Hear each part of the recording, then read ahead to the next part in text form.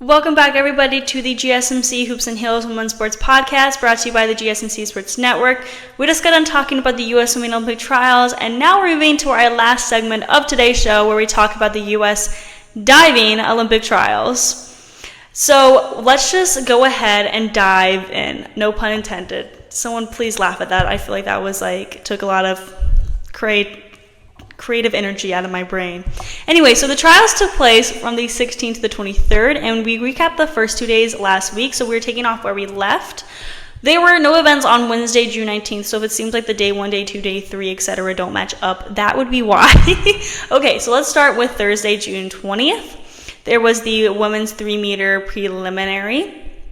Let me get up the images right here. Okay, so and later that night was the women's 3-meter semifinal. Sarah Bacon led this event on Thursday. She was consistent throughout her list and totaled 341.25 points. She trailed by Alison Gibson at 317.70 and Sophie Verzyl with 313.55. Krista Palmer, the bronze medalist on springboard at the Tokyo Olympics, was fourth at 299.30. Bacon was looking to qualify for a second event in Paris after earning a spot in synchronized 3-meter Monday at the University of Tennessee in an auditorium. So we aren't going to go in chronological order pretty much because the women's 3-meter springboard finals took place Saturday night. So let's just jump to talking about that because it makes the most sense in my head right now. So not shockingly, Sarah Bacon and Alison Gibson secured their spots in the Olympics for the individual 3-meter springboard after finishing first and second of the trials. Bacon scored 639 points and Gibson finished with 635.10 points. Just 7.55 points separated first from third place heading into the last round of the 3-meter contest. Krista Palmer, once again the 2020 Olympic bronze medalist in 3-meter, finished third with 629.25 points. Gibson scored 70.50 points on her fourth round dive, a reverse 2.5 pike to take the lead by a tenth of a point over Bacon heading into the last round, while Palmer was only 7.45 points out of second. Palmer scored 69.70 points on a front 2.5 with 2 twists to set the stage in the last round. Gibson followed with 68 points on the same dive. Bacon dove last and performed the less difficult front 2.5 with 1 twist and came through with 72 points, the highest scoring dive by any diver in the final. Bacon led by 23.55 points after Thursday's semifinals, but she missed her second and third dives to tighten the gap. Gibson stepped away from diving after the 2020 Olympic Games, but Palmer, her synchro partner in Tokyo and at these trials, was among those who helped convince her to come back in the fall of 2023, and thank goodness she did. Gibson said, "Krista is everything to me. She literally called me back into the sport. I would not be standing here today if it wasn't for her. She has played an essential role in helping me grow as a person, as a competitor, as a friend. So much credit to her. The success is her success as well." And then Bacon said, "We have a lot of very good women 3-meter divers in this country. It's a very deep field. It's almost more stressful in the Olympic trials than it is overseas against the other countries, I would say, just because there's so many good female divers here in the U.S. I think my heart and everyone else's hearts kind of sunk during that event when I missed 2 dives pretty badly. My coach just said that I gave him a couple more gray hairs after that event. I was able to pull through on my last 2, which I'm really happy about. I got myself together, hit my last 2 dives, and was able to qualify for my second event. It feels great. I'm excited to get back to training a little more before Paris and get ready to roll." Let's now go back to Friday, where the women's 10-meter preliminary and semifinal took place.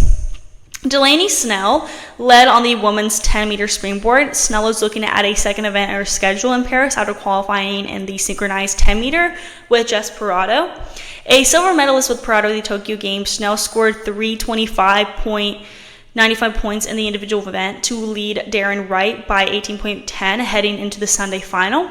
Sophia McAfee was third with 275.10. Only one woman diver secured a spot at the Olympics in this event, so this is a very tough competition here. So on Sunday was the women's 10-meter springboard finals. Delaney Snell placed first with a total of 638 points, and Darren Wright took that second place spot, but unfortunately not the spot at the Olympic Games.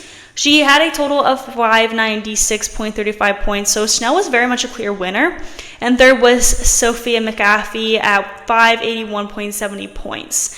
And fourth was Bailey Cranford at 557.45 points. And then fifth was Katrina Young at 548.45 50 points. 548.50 points. There you go. That makes sense. Okay, so just to recap the other two women's events to specify who will be competing in the U.S. at the Olympics for diving, let's talk about the women's synchronized 3-meter preliminary and semifinals and finals, all of that. So the first event on day one was the women's synchronized 3-meter preliminary.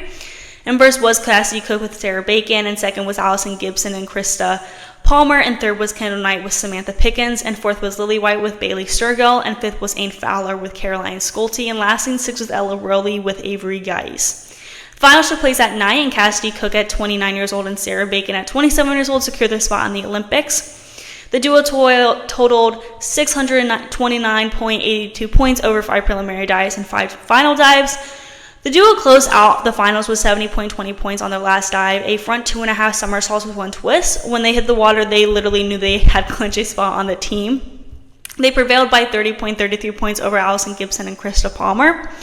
3 years ago, Gibson and Palmer won the trials over Cook and Bacon, then placed 8th together at the Tokyo Olympics. Cook stepped away from the competition after the Tokyo Olympic trials following shoulder injuries, and Bacon encouraged her to return and reform her synchronized team, like I said earlier, and so very happy that she continued because now she's doing 2 events in the Olympics. So Cook and Bacon looked like they were in the driver's seat for the Olympic spot when they placed 4th at the 2020 World Championships. This is not shocking to me that they won. And then together they beat Cook and Bacon at last year's Winter Nationals, Gibson and Palmer. So they were always competition. So this was very good. So if you guys have the opportunity to go back and watch these events, I would definitely watch this one. Okay, so this time around, though, Cook and Bacon literally led all 10 dives. Cook will make her second Olympic appearance after placing 13th in the individual springboard in Rio 2016. So, yeah, hopefully everything goes well. She dealt with back fractures, concussions, and shoulder injuries in her diving career. So hopefully Bacon is still looking healthy and injury-free right now so she can continue going to the Olympics in Paris. Okay, so Bacon said, we faced a lot of obstacles over the last couple of months together, years, honestly, injuries and all that kind of stuff. So just coming through all of that and making my first Olympic team and her second Olympic team. I don't have any words for it right now. The last Olympics were bittersweet. It was over COVID, and I was one of the favorites to make that team, I would say, in both synchro and individual. It just lit a fire underneath me. Honestly, I was planning on retiring after the Olympics, so it kept me diving. I wanted to make an Olympic team. And then Cook said, it was that moment when all your hard work comes to fruition. Oh my goodness, I literally cannot speak today. I'm so sorry. Fruition. I think I'm saying that right. Anyway, sometimes that doesn't happen. You don't always get the result you want, and that's happened to us before. Once we landed in the water, we knew we landed in the water as Olympians and that we were going to Paris. We were just overwhelmed with emotion. It feels amazing. We have been working so hard for so long and given a lot of sacrifices and gone through so much as a team to finally say that we made the Olympics together, that we're going to Paris. Honestly, doesn't feel real yet, but I'm over the moon. Okay.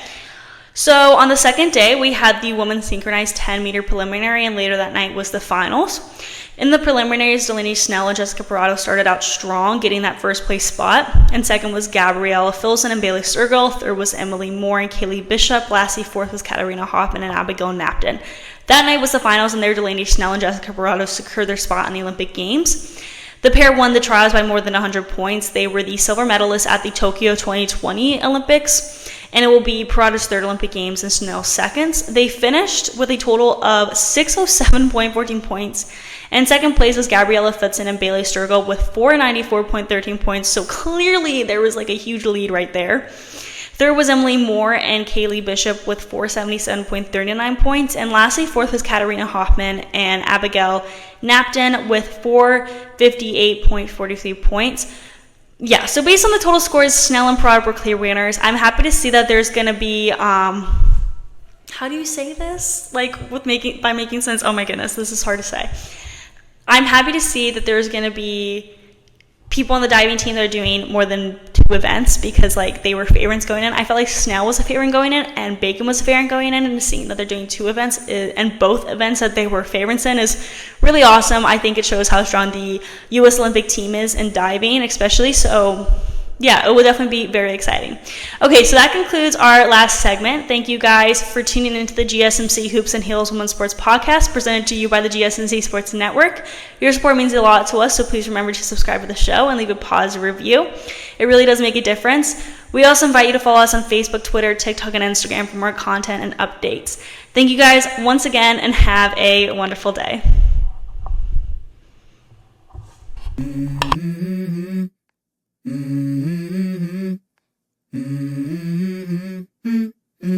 Let's go. I wake up to a little bit of drool on my pillow, feel like it's gonna be a bad day. Yeah, I'm tired of shit, and the coffee ain't hit yet, damn, ain't that great. I don't wanna go to work.